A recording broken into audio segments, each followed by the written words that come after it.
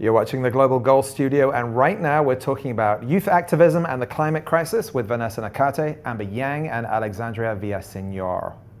Welcome to you all. Amber, if I could start with you with this question of, frankly, old people like me, what do you say to the older generation to get them to sit up, pay attention, and most importantly, take action? Yeah, I've been thinking about this a lot, and I think that the main reason why there is a lack of incentive for our biggest institutions, the biggest corporations in America to take climate seriously is because our financial incentives are not aligned to promote climate change.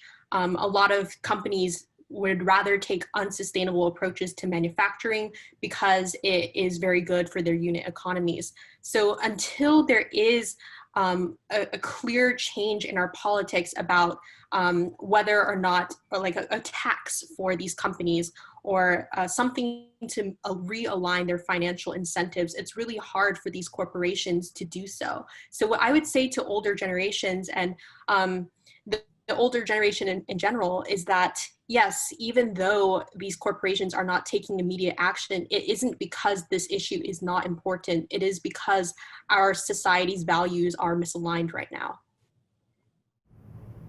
Alexandria, your group Earth Uprising says it's not an organization, it's a battle cry.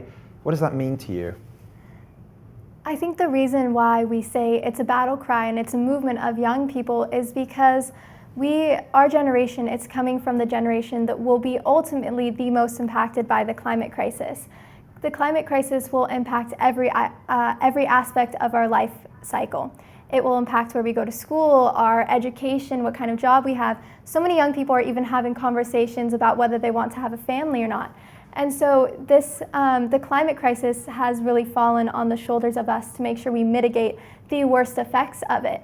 And so it's a battle cry because it's young people coming together who are angry and passionate about demanding their politicians actually take action and don't just give us false promises, but actually follow through. And so if they don't, that just means that young people are going to come together even more and continue to demand them because they can't ignore us.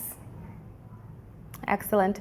And Vanessa, let's talk about the erasure of your image from a photo that's now been seen all around the world. It was a photo of young fellow activists such as yourself and 3 others at this year's World Economic Forum in Davos. Rightfully, that photo received global condemnation. But how did it affect you personally? Did it drive you to work harder? Well, honestly, when I first saw that photo, I was really heartbroken and really disturbed.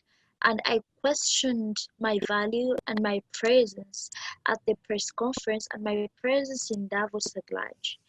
But then I had the ability and the urge to ask why something like that had been done, because I believe that we cannot have climate justice if there are voices that are being erased, meaning that there is no climate justice without racial justice. There is no climate justice if it isn't global enough, if it doesn't include those communities that are affected the most. So from that photo, I have learned to work harder.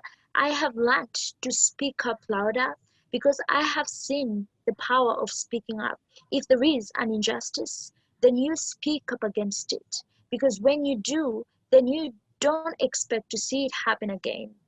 So hopefully we will never see anything like this happen again to any other activist, because every activist has a story to tell, and every story has a solution to give, and every solution has a life to change. So every activist must be given the opportunity to change the lives of the people in their communities.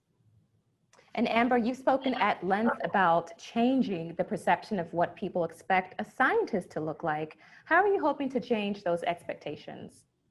I have encountered numerous situations in which I walk into a room and people just immediately don't accept the validity of my presence. I've had people question my work, whether I did it.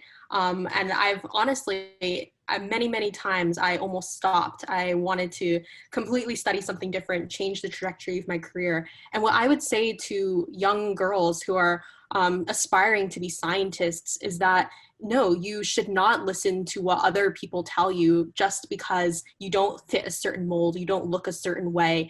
Ultimately, everything that matters is your ideas, what you have to say, your creativity. And, you know, like, I think it's a huge shame if you were to give up that passion to succumb to those pressures.